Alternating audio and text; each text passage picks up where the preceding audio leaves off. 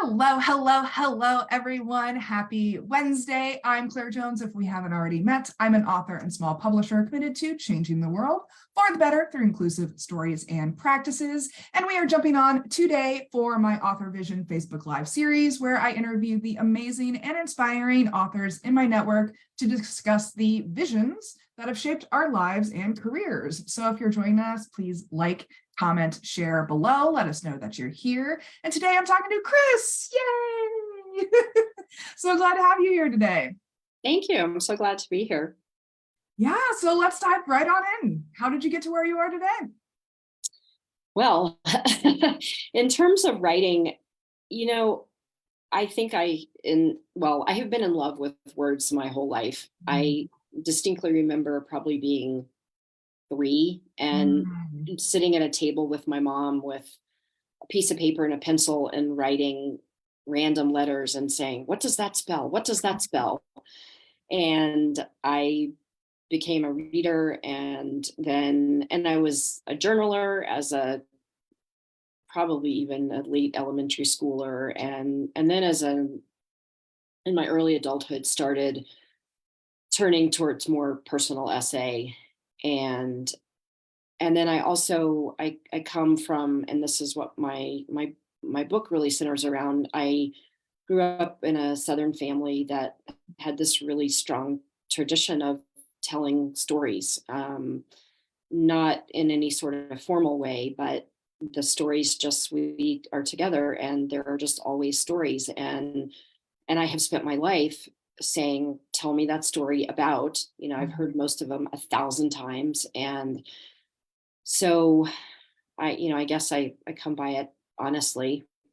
But one thing I noticed was that over the years in my writing, these stories kept coming up and coming out. And I write a lot about, generally on the theme of family. And so a couple of years ago, I just realized this pattern of these stories continually emerging, and just started to wonder if I could put them together in a collection that, number one, just preserved the stories that were important to me, but also that talked about storytelling and the importance of stories in our lives. And and so I just started to think, oh, well, maybe there's something larger here than these individual stories. And so then that's where the idea came, really, to gather them all together into a collection of stories that then add up to a memoir. I mean, we've had this concept of oral storytelling since the beginning of time, right? Yeah. Like that's how humans have always passed down stories over the generations. And I feel like that's kind of changing shape recently. Like not as many families are sharing these stories in oral tradition ways because we get so many of our stories from the external world nowadays. We have access to billions of stories at our fingertips at any time of day, anywhere we are. And I love to hear about families, and even found families, not necessarily bloodline families, of having this tradition of sharing stories together. Yeah. Well, and I mean, we participate in storytelling so much, even when we don't realize it. When we get together with our friends and say, "How are you doing?" or "What happened with this?" or our partner comes home and we say, "How was your day?" I mean, we're really eliciting a story. I mean, if somebody chooses to say more than fine. Yeah.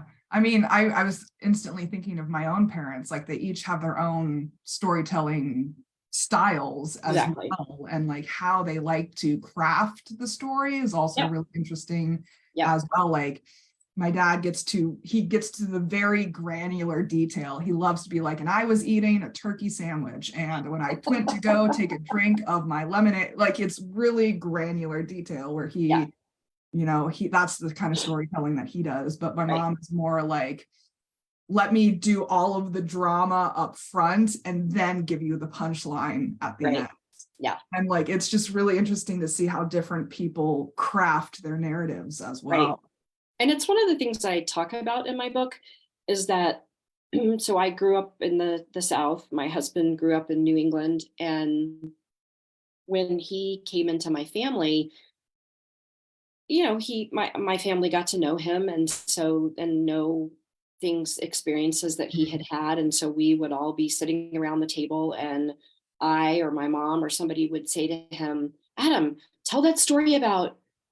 And at first he would be kind of blank, and he said, until I met your family, I didn't realize I had stories. Mm, And so there's, these differing conceptions of how we view the narrative of our lives. mm. Yeah. And I mean, memoir is a perfect example of that. So, like, I honestly do believe most people have a memoir inside of them. Oh, for sure. It's just a matter of, are you capable and willing to tell the story? Yeah. And people, I mean, everybody's life is so interesting. People have had so many experiences, but yeah, it is partly just whether you consider it a story or not, and whether you consider it worthy. And I think it's all worthy. People's stories fascinate me. Mm-hmm.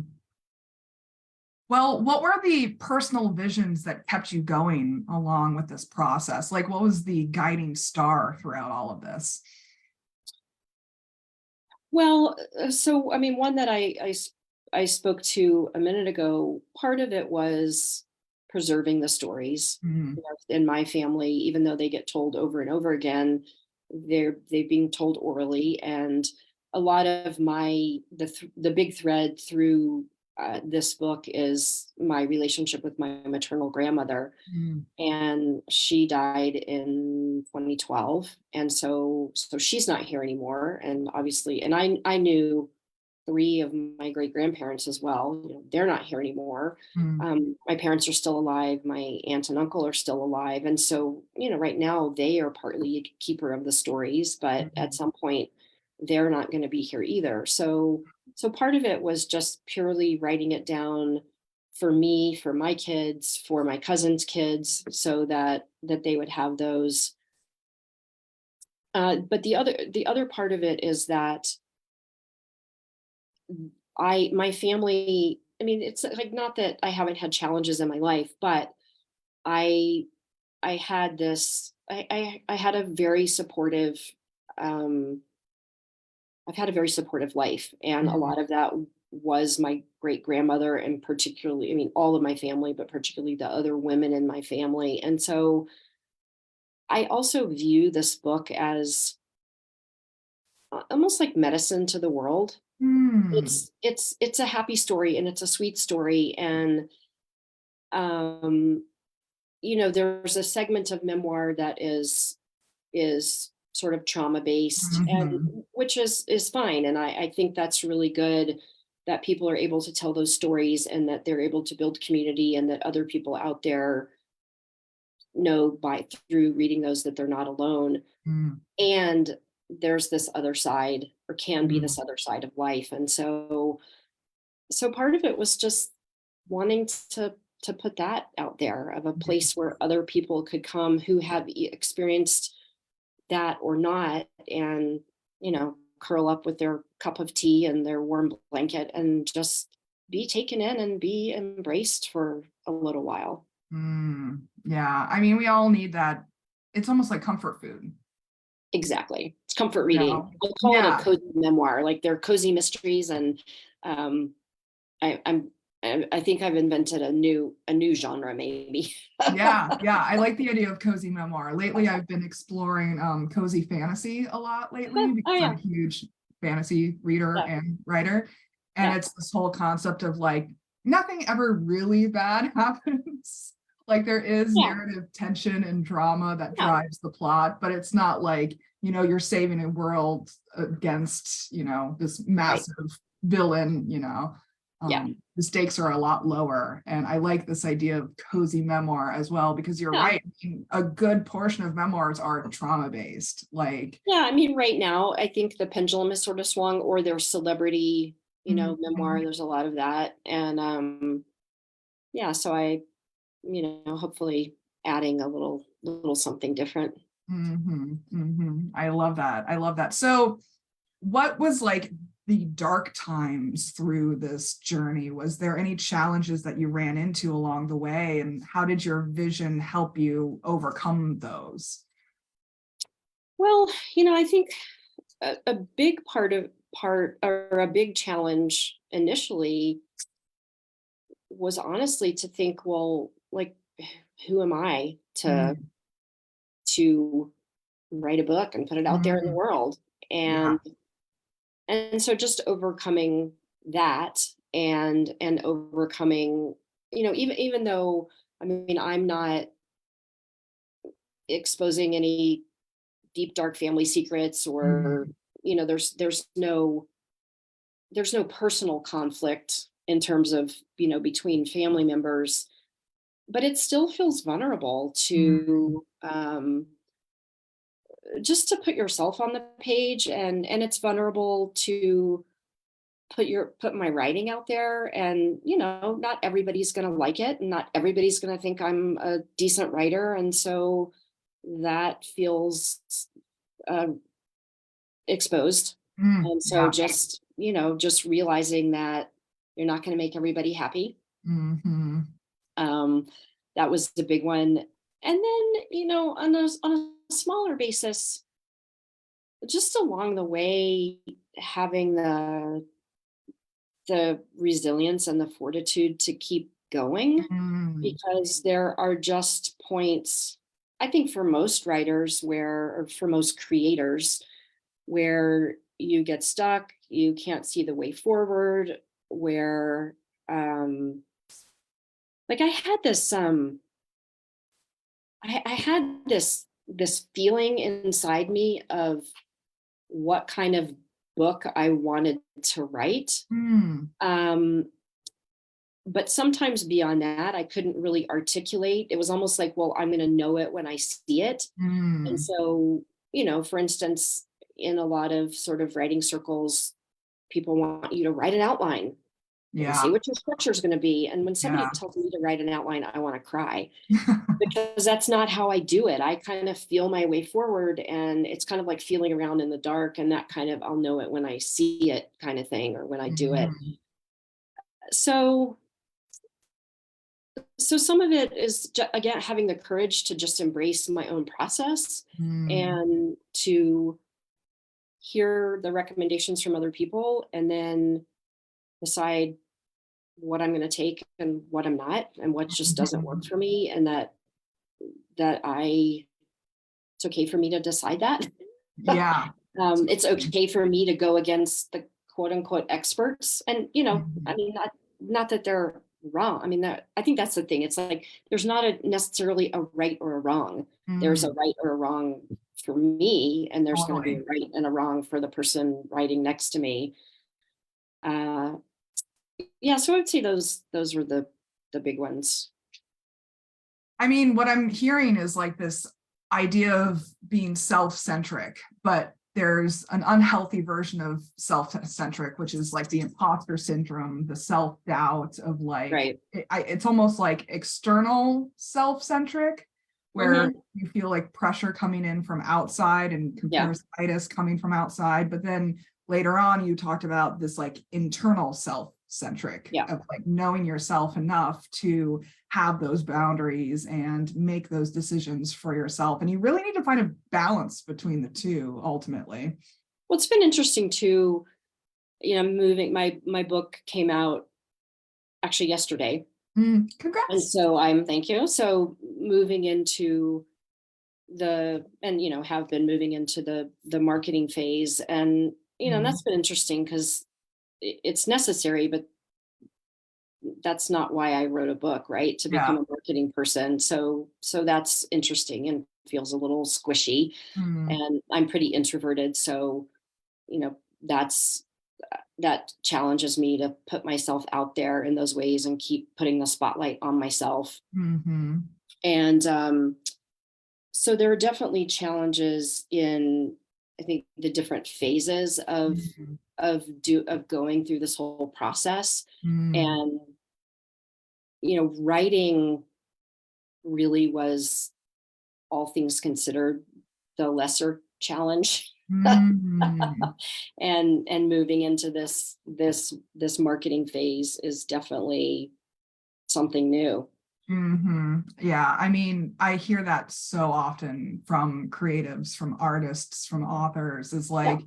our flow is in the creative process. Our Yeah. flow isn't necessarily in the promotions, productions, Yeah. processes. Yeah. So and I'm sure there's a lot of people who can relate to that out there, is we kind of have to divorce ourselves from the book that we spent so much time loving. Well, and also I remember the other reason I brought that up is we were talking about these like internal and external pressures. And, one of the things, and this is like a life lesson that I keep having to learn at different points, and I'm learning it again now, is that, I get all these other ideas and see in terms of marketing and what other people are doing. And I can feel myself start to like ratchet up and like hyperventilate, like, well, she's doing this and this and this and this and this. And then I have to, take myself in hand and pull myself back and say, that's great. And those are great resources. And I was in a conversation earlier today with my publisher and with some other people who have published with Red Thread Books. And we were talking about the idea that there's basically this, giant, like all you can eat buffet, but you don't have to eat all of it. Yeah. But it's really been really important for me to take myself in hand and say, okay, great. There are all these different things that you can choose from. And, there are going to be things that work for you, that don't work for you, that feel good, that don't feel good, that are accessible, that aren't accessible. And just to keep bringing it back to myself, and not compare to what 10 other people are doing. Yeah, I mean, like, as much as you need to divorce yourself from the book, you can't divorce yourself from your personal brand as an author. Right. And the why. It's like, well, why did I do this? Totally. If I'm running off and doing things that really don't serve my why, then at least for me, it robs the integrity of what I'm putting out there. Yeah. And those values, that vision statement, that mission statement of your personal brand, whatever that looks like for you as an author, is going to guide you in choosing from that all you can eat buffet, because not everyone likes corn, not everyone likes broccoli, and you have to choose the dishes that are going to work best for you. Yeah. And you can't make yourself sick. Well, you could, but you don't want to make yourself sick from eating 40 things and 3 desserts. Yeah. I mean, it goes back to what you said in the beginning of like, not everyone is going to like your work. Not everyone is going to like your book. And that's okay, because honestly, our time is more efficient if we don't spend it trying to make everyone like us. Yeah. So you spoke a little bit about lessons that you've learned. Were there any more lessons that you've learned along the way? I had a fascinating experience. So at the beginning of the pandemic, I did a memoir mastermind group that was 9 months long, was with a group of 8 women. And after that finished, one of the people started an accountability group, and we meet on Wednesday nights for an hour. We check in for 15 minutes. We write for a half an hour, and then we set our goals for the next week. And the person who started it, she said, sometimes what works for people is if they choose a consequence for not meeting their goal. She's like, you don't have to do this. You have to do what works for you. She said, my suggestion, and what I'm going to do is I'm going to choose a charity that I just think is like heinous. And if I don't meet my goal, I'm going to write a check to them for $20. Oh, wow. She suggested a charity, and I won't go there. But anyway, so I was like, okay, I'm choosing that one, because there's no way I'm saying $20 or $1 here. Yeah. And so what that led to was, for me, setting a goal for the week that I could not help but meet. Like, could not help. And so if it was like, I'm going to write 250 words, or I'm going to sit in my chair in front of my computer. And in the beginning, I for myself, I questioned that. I thought, is this really going to get me anywhere? Because I'm just choosing these, like, but what I found, and again, for me, it was this incredible power of setting a really discrete, completely reachable goal every week. And it's the old concept of baby steps, right? Yes. But I think it's easy to, and it certainly has been for me in the past, to like poo-poo that, to just say, well, but it has been really powerful for me, and it kept me putting one foot in front of the other in ways that were super manageable. And of course, if I wrote 250 words, it didn't mean I had to stop there, and I usually didn't. Totally. A lot of it was that setting that tiny little reachable thing, like, kind of greased the wheels and got me going. But it's really been a huge lesson for me, and reminder that can really work, especially with a really big project where you can't do the whole thing at once. You really have to break it down into bite-sized pieces. And this just gave me a great tool to figure out how to actually do that. Yeah. I absolutely love that. I actually play the 5-minute game with myself. Okay. Yeah. I genuinely give my best effort for 5 minutes. I sit down and I try for 5 minutes. And if at the end of the 5 minutes, I feel like I'm still dying, then I leave it for another day, because obviously I'm not going to be producing anything worthwhile. Yeah. I would say the other thing too is just, it's really highlighted for me, I guess, the importance of hanging on to my own vision. I had, like I said, I had this vision, which was sometimes very murky, but of what I was heading towards. And at times, and I, my memoir is, it's a collection of stories and lyric essays and vignettes. So it's not chronological. And so it's not super traditional in structure. And some people told me it's not going to work, and you can't do it like that.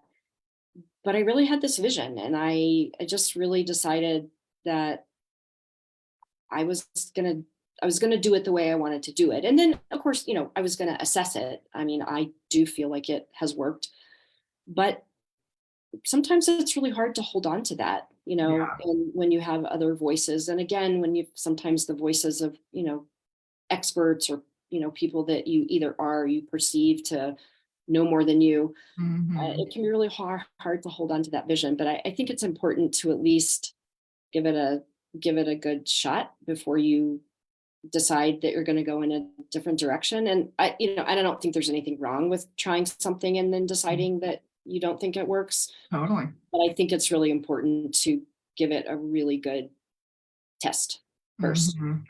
I mean, one of the hardest things as creatives is finishing the projects we've started. Well, and to know when they're done, right? Totally. Yeah. I mean, how many of us have like forgotten craft projects and home improvement projects and stuff that are like shoved into closets somewhere gathering dust? Yeah, I've got a lot of pieces of writing that are half done or whatever, sitting there waiting. But I think that those starts are really important. That you have to experiment. Totally. It's the, like, nothing ventured, nothing gained, and I think it's really important to, even with writing, to to play and to take chances, and just to see where it takes you. You need to leave time for experimentation. That's what books are for. That's what first drafts are for. Exactly. playing around and seeing what happens. Yeah. Yeah. Mm-hmm. Yeah. Well, Go ahead. Sorry. Yeah. Continue.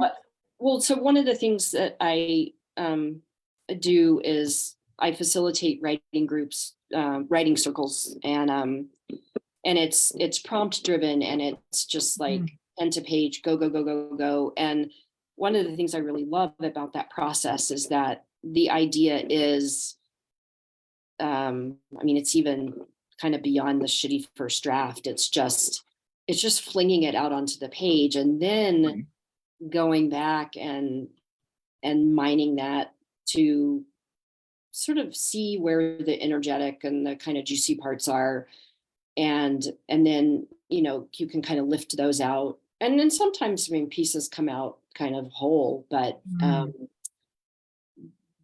just allowing yourself to apply that playful energy to something where you're not crafting or editing or wondering if it's good or right or the way it's supposed to be. Yeah, I mean, it's not a waste of time by far. No. Mm-mm. Because you're testing, you're experimenting, you're shifting and adjusting, and it's all worthwhile. It's just the finished product may not be what you're thinking it's going to be, and that's okay. Well, one of the greatest things about being in that 9-month memoir mastermind program was that there were 8 or 9 of us, and throughout the 9 months, we shared work with one another. And so it was this long time view of, because you were working with other people over this time, you got an insight into other people's process, which you just rarely get as I think a creative of any sort, but particularly maybe like as a writer, mostly all you see is the finished product. Totally. And so you don't see all the false starts and the early drafts and that some people fling it all on the page and then pare down, and then other people start like super slim and they keep adding. And so that was super helpful and instructive to me too. It's just to watch the way that other people approached it. I mean, it's demystifying the process, right? Yeah. And you learn that, that other people trip and stumble, and totally. You see that behind the scenes. We're used to people, like the idea of musicians or athletes or of practicing and often you do that with other people, so you have a conception of what that means. But in the creative process, you don't often, or I didn't have didn't have an inside view, and that was really instructive for me and encouraging. Yeah, right. I mean, to know that people are in the trenches with you is like, it creates instant camaraderie, right? Yeah. Well, we've talked a little bit about the practices and tools that you use to support yourself. Is there anything you want to add before we wrap up? I don't think so. I mean, I think, the other things, just in terms of being a writer, I read a ton, which I think most writers do. Yeah. Then I think if you can develop a community. I have a local writing group, and I have this online group, and I just find ways to be around other writers. And not I think not everybody needs that, but I certainly do, to have that community and have that support and have people that I really trust, that I can ask for feedback before I venture out there a little more. Yeah. I mean, community is so important. Like, not only having that in the trenches camaraderie, but also just like cheerleaders too, and having people who support your vision, because especially as creatives, authors, artists, like, people often poo-poo our ideas or diminish them or disregard them. It's like, oh yeah, those starving artists, Right.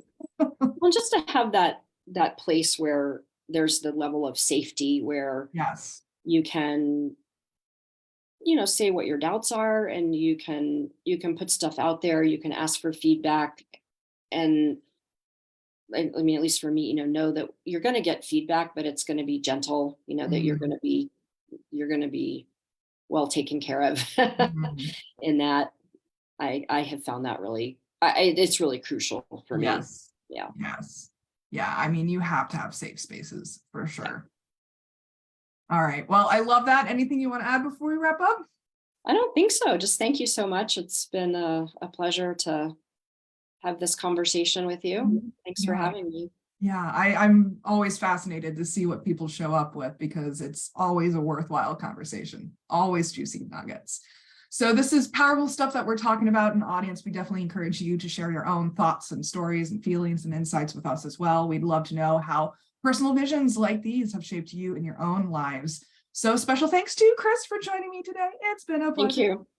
Been great to be here. Thank you. Yeah, so please comment, like, subscribe below. Check out linktr.ee/clairjoyance for all of my links. And then where can people find out more about you? They can find me. I have a link tree. It's linktree/Chris Chandler. So that's the best way to find. I'm on kind of minorly on Instagram, Facebook, and I have a website that's on there as well. Awesome. And I'll make sure that link is in the comments for easy access. And until next time, please remember that you all have extraordinary stories inside of you, and I'm rooting for you as you use them to change the world for the better. Take care, everyone, and see you next week. Thank you.